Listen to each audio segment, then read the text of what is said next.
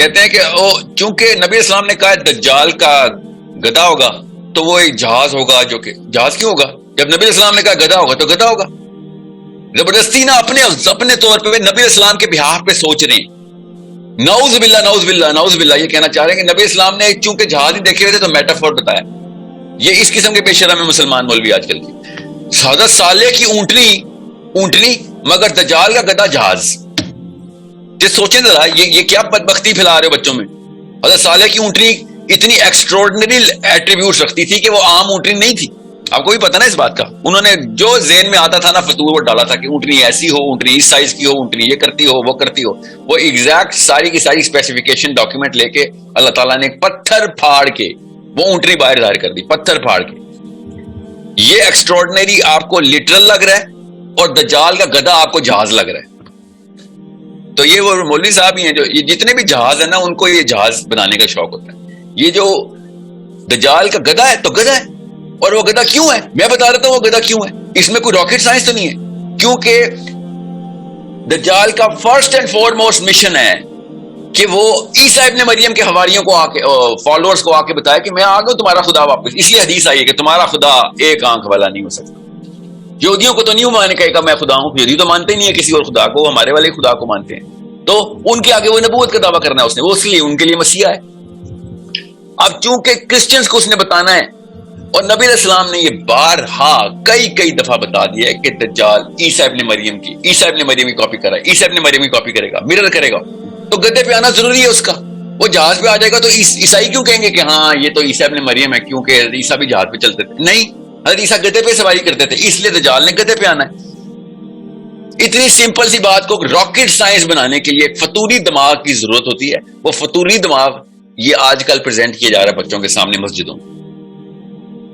اتنی آسان سی باتیں تھیں جو کہ جان کے انہوں نے مشکلات میں ڈال دی اور توہماتی قسم کی طلسماتی باتیں کریں. ایک مولوی صاحب ابھی اصحاب کہف کے اوپر کہتے ہیں ساحل صاحب آپ نے ٹائم ٹریول ڈال دیا ہے.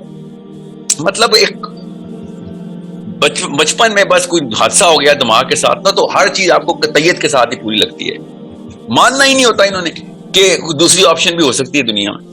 اللہ تعالیٰ نے قرآن پاک میں سورہ اصحاب کہف کے بارے میں آیتوں کی آیتیں بتا دی ہیں اور کہتے ہیں کہ یہ ٹائم ٹریول کیسے ہے اصحاب کہف کا. ان کو اللہ نے لمبی عمر عطا کی تھی، بس 300 کچھ سالوں کی عمر عطا کی تھی. یہ اتنا احمقانہ قسم کا رویہ دیکھیں قرآن پاک کے اوپر ان کا. اور اپنے آپ کو عالم بھی کہتے ہیں نا، خود ہی آشکارا ہو جاتے ہیں.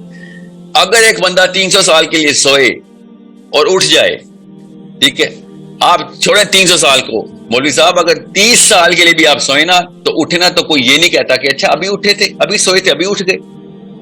آپ کے ناخن زمین کو ٹچ کر رہے ہوں گے، بال آپ کے 15 کلومیٹر لمبے ہو چکے ہوں گے، آپ کی جھریاں پڑ چکی ہوں گی، آپ کی جسم کی حالات خود ہی بتا دیں گے کہ کتنے سال سوئے ہیں آپ.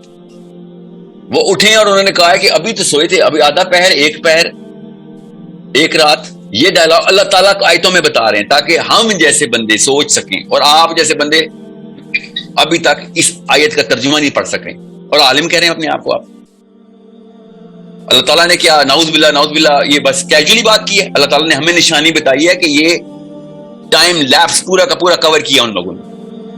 عمر ہمیں بھی پتا 300 سال ہو گئی. نوح علیہ السلام کی عمر 950 سال اللہ تعالیٰ نے بتا دیا تھا، آدم علیہ السلام کی 1000 سال بتا دیا.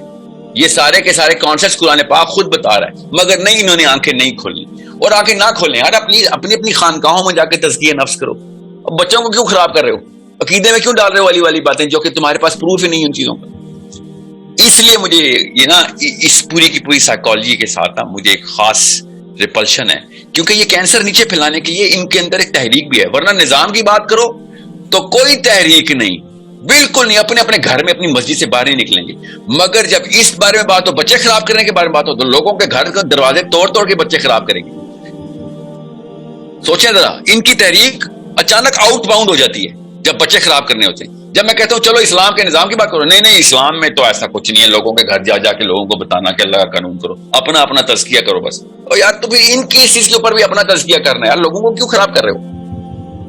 اپنی 2 نمبر سائیکالوجی لوگوں کو کیوں ٹرانسفر کرنے کے لیے پورا مشن بنایا ہوا؟ اس وقت مشنری بن جاتے ہو جب اپنے فرقے کی باری آتی ہے اور اپنے سند کی باری آتی ہے. سند کا نظام تو پوری طریقے سے چلا رہے ہو. جب میں کہتا ہوں اسلام کا قانون پوری دنیا کے اوپر آنا چاہیے، نہیں وہ ایک ٹھیکہ لیا ہوا ہے ہم نے، تو اب یہ باقی کے ٹھیکے بھی سائڈ پہ کریں، اس ہپوکریسی سے باہر آئیں۔ ایوری یوتھ موبلائز ہو چکا ہے، یوتھ کو سوچنا آ گیا ہے، آپ کے چھوٹے چھوٹے بونے جو خود بنائے ہوئے نا آپ نے، وہ نظر آنا شروع ہو گئے ہم کو، کہ آپ کے سارے قد نظر آتے ہیں بچوں کو بھی، کہ بالکل ہی بے وقوفانہ اور احمقانہ باتیں کرتے ہیں آپ۔ السلام علیکم، جس میں فیصلہ آئی ہوپ آپ خیریت سے ہوں گے۔ اس ویڈیو میں بیسیکلی شیخ دجال کے ٹاپک کے بارے میں بات کریں، اور یہ کوئی کلک بیٹ نہیں ہے۔ فرسٹ آف آل میں ڈسکلیمر دے دوں کہ کوئی اسٹریٹجی نہیں ہے، کیونکہ میں پرسنلی یہ چیز فیل کرتا ہوں کہ جتنا زیادہ آپ کو اسلام اچھے طریقے سے پریزنٹ کرنا چاہیے وہ ہم نہیں کر رہے ہیں، جس کی وجہ سے ہمارا یوتھ ریپلسو ہو رہا ہے، ہمارا یوتھ اس چیز سے دور جا رہا ہے۔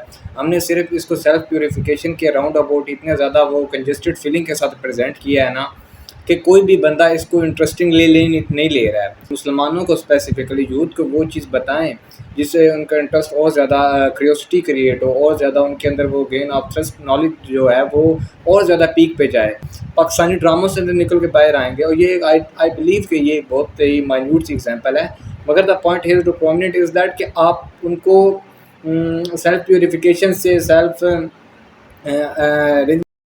اور ڈرامہ انڈسٹری سے نکال کے باہر لے کے آئیں، اور اس کے بعد دیکھیں گے کہ ان کو چینلائز کر کے یوٹیلائز کیسے کرنا ہے۔ اس کی پرائمری ایگزامپل یہ ہے کہ آپ ان کو دجال کے بارے میں بتائیں کہ جب دجال نے آنا تو اس سے کون سے آفٹر افیکٹس ہوں گے۔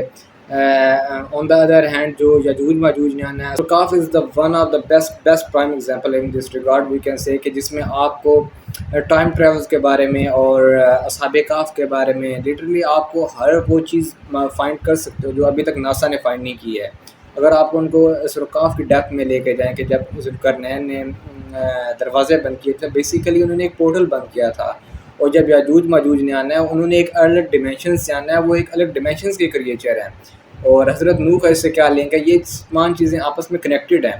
اگر آپ ان کو اس تھیوریٹیکلی ان کو یہ چیز بتائیں گے، کیونکہ تھیوری دینے کے لیے آپ کے پاس ایویڈینشیل نالج ہونا ضروری ہے، رائٹ؟ تو ہمارے پاس وہ نالج ہے، مسلمانوں کے پاس وہ نالج ہے، اور ہمارا نالج وہ قرآن ہے، تو ہمیں اس کو یوٹیلائز کرنا چاہیے تاکہ ہم آنے والی جنریشن کو دجال کے فتنے سے بتا سکیں۔ اور اس کے علاوہ یہ بھی ہے کہ جو بھی